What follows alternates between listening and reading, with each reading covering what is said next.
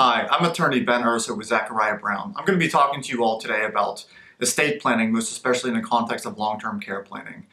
We often get questions about protecting your assets, setting up wills, powers of attorney, even trusts for some individuals. But a really good place to start, especially now, is with your solid estate planning documents. That includes your last will and testament, your financial power of attorney, your healthcare power of attorney, and included in that, in our documents, is your living will. So most everybody's probably more familiar with your last will and testament. But I like to say that your financial power of attorney and even your healthcare power of attorney, they're the two most important documents you can have.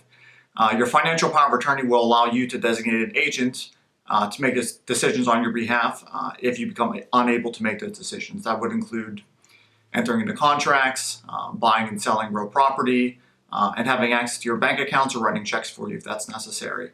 And similar, in your healthcare power of attorney, you would designate an agent, also called a healthcare surrogate, to make healthcare decisions on your behalf if you become unable or unwilling to make or communicate those decisions. So, number one is your financial power of attorney. Number two is your healthcare power of attorney.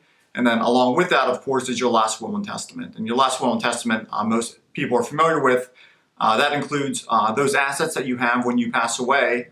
Your will controls the assets that are in your name alone without a beneficiary designation. So that's very important. So most people are not familiar with that. They think that anything that they have when they pass away, whether that's a joint bank account or maybe they have property in the name of a husband and wife, or they hold it as joint tenants with somebody else, that's called non-probate property, and that actually doesn't pass through your will. So these are all things to keep in mind, to consider. So once again, there's your financial power of attorney, your healthcare power of attorney, and lastly is your will.